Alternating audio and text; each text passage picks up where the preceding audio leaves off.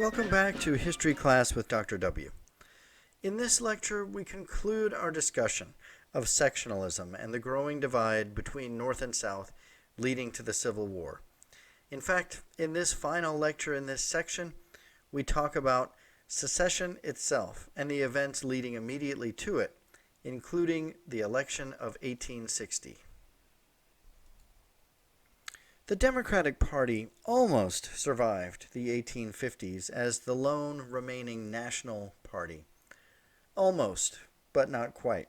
When it came time to nominate a candidate for the presidential election of 1860, Democrats could not agree on one candidate. The divide within the party became official when a group of mostly Northern Democrats nominated Stephen Douglas, whom we've talked about a number of times already, who obviously was not a Southerner. A week later, Southern Democrats met separately and nominated John C. Breckinridge from Kentucky, whom they knew was a staunch supporter of slavery. Thus, every remaining party in the nation had split over the regional divide and the issue of slavery. Republicans nominated Abraham Lincoln, a man who had few political enemies and who had made his reputation in the Lincoln-Douglas debates in 1858.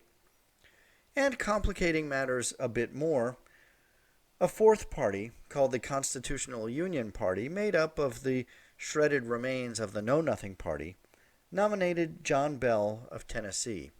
And so in this election, there were four candidates, all of whom won at least some electoral votes.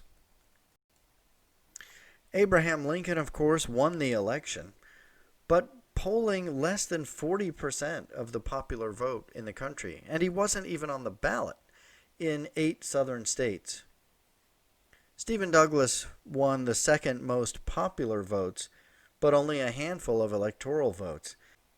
It was Breckinridge who swept the southern states and finished second in terms of electoral votes. Nonetheless, Southerners now had their worst nightmare in the White House, an avowed anti-slavery Northerner in Abraham Lincoln. Southerners immediately began the process that would become secession, meeting within their states to discuss what they would do with Lincoln in the White House, a number of them moving to secede even before Lincoln had taken office in 1861. Their arguments over secession varied and touched on a number of points. In many cases, they drew on documents like the Declaration of Independence to formulate their own arguments. In some cases, they argued about government as a contract between the governed and the government itself. Others argued about the voluntary nature of the Union. If a state can join voluntarily, they can secede voluntarily. Others looked back even at the Treaty of Paris after the Revolutionary War and discussion of 13 sovereign and independent states. South Carolina was the first to secede on December 20th, 1860, in a convention that resolved that the union now subsisting between South Carolina and the other states is hereby dissolved. Within the next couple of months, 6 more states seceded: Mississippi, Florida, Alabama, Georgia, Louisiana, and Texas. Let me read just a bit of Mississippi's Declaration of Secession, because it does outline some of the reasons that Mississippi seceded. Our position is thoroughly identified with slavery, the greatest material interest of the world. Its labor supplies the product which constitutes the largest and most important portions of commerce of the earth. These products have become necessities of the world, and a blow at slavery is a blow at commerce and civilization. Here is a map indicating the southern states and the timeline of secession. And you see there the 7 who seceded even before Abraham Lincoln took office. While in hindsight it looks extremely unlikely, there were those who hoped for some sort of compromise, even after the initial wave of secession, that might pull the nation together, or perhaps at least leave those southern states alone and unharmed. That is, secession does not necessarily lead to the Civil War itself. Senator John J. Crittenden of Kentucky put forth a proposal we know as the Crittenden Compromise, which looked back on some of the other compromises that had held the nation together in 1820 and 1850. He proposed extending the old Missouri Compromise line to the Pacific, permitting slavery south of it and prohibiting it to the north.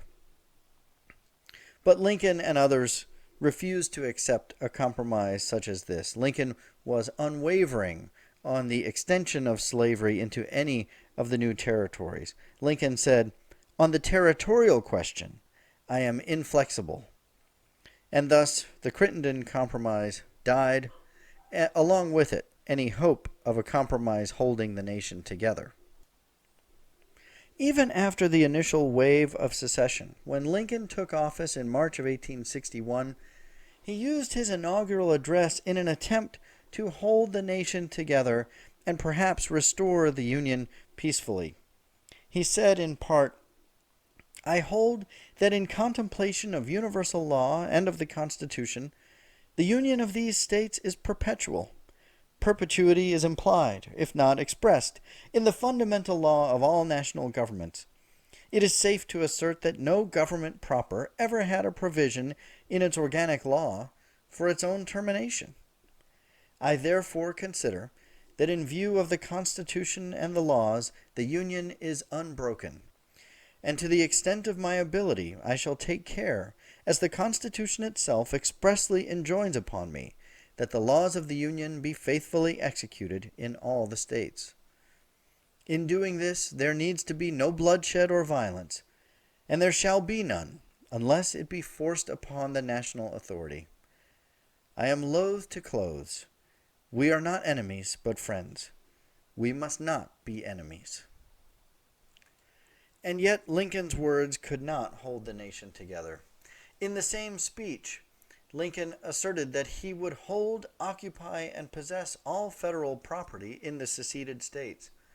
This included at least 2 federal forts, Fort Pickens in Pensacola, Florida, and Fort Sumter in Charleston, South Carolina. As supplies ran low at Fort Sumter, Lincoln informed the South Carolina government that he was sending reinforcements and supplies to the garrison there. And now the moment of truth had arrived. Confederate leaders ordered that Major Robert Anderson, in command of Fort Sumter, surrender. When he refused, Confederate General P.G.T. Beauregard opened fire on Fort Sumter on the morning of April 12th, and by the next day, the Union forces had surrendered. On April 15th, Abraham Lincoln declared the Lower South to be in a state of insurrection and called for 75,000 men to enlist to put down the rebellion. The Civil War had begun.